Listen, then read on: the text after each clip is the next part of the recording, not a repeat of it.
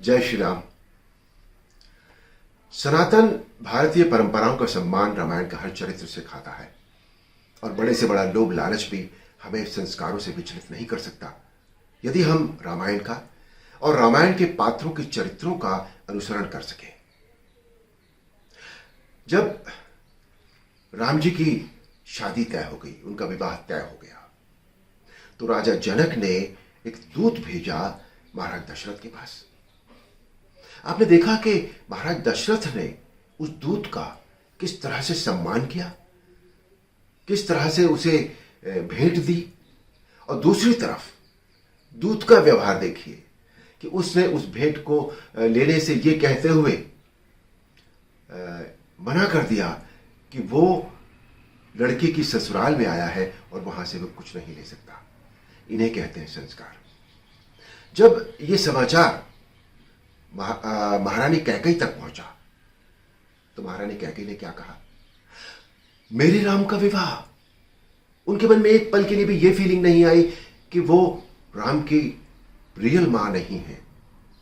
आज की विमाताओं को देख लीजिए, जितना विमाताओं के बारे में हमने सौतेली मां जिन्हें कहते हैं, जितना हमने अपने किस्से कहानियों में पढ़ा है, और किस्से कहानियों में नहीं पढ़ा, हमने अपने जीवनों में भी देखा है कि किस तरह से सौतेली मां व्यवहार करती हैं बच्चों के साथ। लेकिन यहां रामायण के चरित्र में देखिए कि कैसे तीनों माओं ने चारों बच्चों की शादी का समाचार सुना और सबको यही लगा कि ये हमारे उनके अपने बेटे का सम्मान है।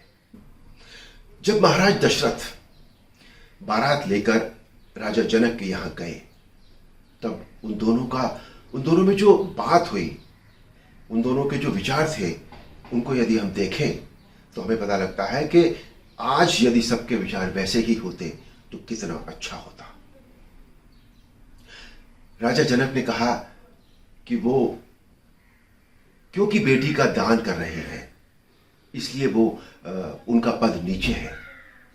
राजा दशरथ ने कहा नहीं, आप दान दे रहे हैं, मैं याचक हूं, इसलिए पद आपका ऊंचा है।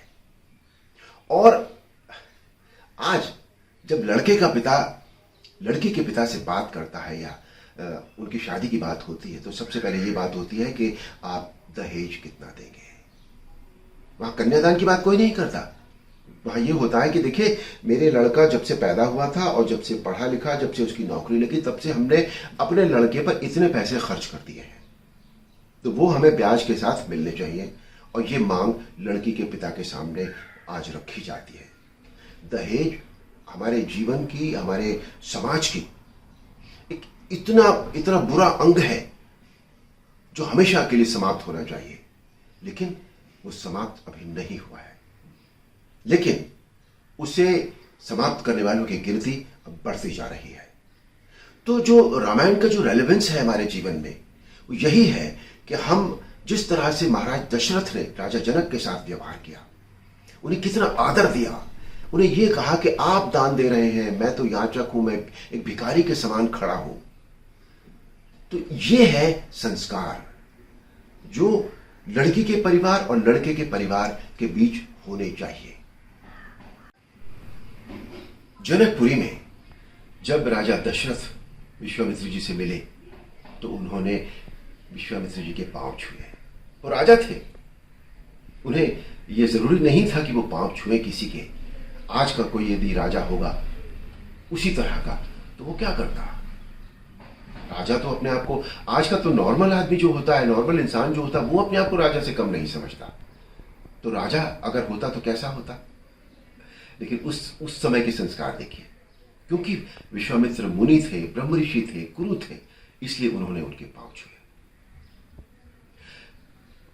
राजकुमार राम, उन्होंने जब देखा कि अयोध्या से इतने सारे व्यक्ति, उनके नगरवासी, उनके सभासद आए हैं, वो सबसे स्वयं जाकर मिले। उन्हें क्या आवश्यकता थी मिलने की सबसे? वो न भी मिलते तो कोई फर्क नहीं पड़ता, लेकिन उन्होंने सबको यथोचित सम्मान दिया। जब राम जी को ये पता लगा कि राजा दशरथ अयोध्या आ गए हैं, तो वो उनसे मिलने जा सकते थे, लेकिन नहीं, गुरु की आज्ञा के बिना, गुरु विश्वामित्र जी की आज्ञा के बिना वो नहीं गए। इसे कहते हैं संस्कार। रात को निद्रा के समय जब श्री राम दशरथ जी के अपने पिता के पांव दबाते हुए बैठे थे, तब राजा दशरथ ने राम की कितनी बड़ाई की, कितनी प्रशंसा की। लेकिन राम जी ने क्या कहा? राम जी ने कहा कि आप मेरे प्रेरणा स्रोत हैं और पुत्र को पिता की हर इच्छा पूरी करनी चाहिए, चाहे उसके लिए उसे अपने प्राण भी देने पड़े, तो भी पिता की हर इच्छा को पूरा करना चाहिए। इसे कहते हैं संस्कार। और उसके बाद जब राम वहां से चले जाते हैं और अपने स्थल पर जाते हैं, विश्राम स्थल पर, तब लक्ष्मण और बाकी दोनों छोटे भाइयों का व्यवहार, तीनों छोटे भाइयों का व्यवहार राम जी के साथ, वो देखिए कि वो कैसा है। यानी भाइयों में इतना प्यार है, इतने संस्कार हैं। आज ये सब बातें हमें देखने को नहीं मिलती, दुख होता है। पता नहीं ये सब प्यार, संस्कार, प्रेम, एक दूसरे के प्रति संवेदनशीलता, ये सब कहां चली गई है। आज देखिए कि प्रकृति ने हमें यह अधिकार नहीं दिया कि हम ये तय कर पाए कि हमें किसके घर में जन्म लेना है। वो प्रकृति डिसाइड करती है, लेकिन हमने अपने चारों तरफ ये बना लिया कि हमारा स्टेटस ये है, उसका स्टेटस ये है, वो हमसे नीचा है, वो उस धर्म में पैदा हुआ, हम इस धर्म में पैदा हुए, वो हमसे नीचे है। रंग भेद, ये क्या क्या, ये सब हमारा अपना बनाया हुआ है, प्रकृति का बनाया हुआ नहीं है। ये प्रकृति ने हमें एक ही तरीके से ट्रीट किया था। प्रकृति की नजरों में या भगवान की नजरों में यूं कहें, कोई राजा नहीं होता, कोई रंग नहीं होता, कोई जाति भेद नहीं होता, कोई धर्म का भेद नहीं होता, कोई स्थल का भेद नहीं होता। ये सब हमने अपने आप बनाए हैं। हमें ये नहीं बनाने चाहिए। हमें ये सब रामायण से सीखना चाहिए, उसके पात्रों के चरित्रों से हमें ये सब सीखना चाहिए। आज समाज में पारिवारिक विघटन हो रहा है, संयुक्त परिवार अब बिखर रहे हैं।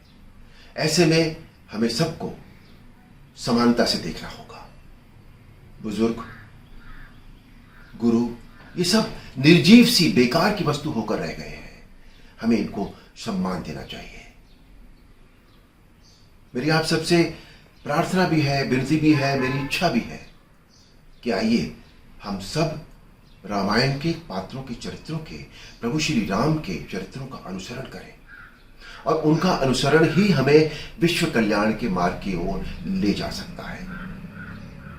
संस्कार ही हैं जो हमें एक अच्छा जीवन दे सकते हैं, एक अच्छा समाज दे सकते हैं, एक अच्छा परिवार दे सकते हैं, एक अच्छे विश्व की हम कल्पना कर सकते हैं, और तब हम अपनी इच्छाओं को पूरा कर सकते हैं।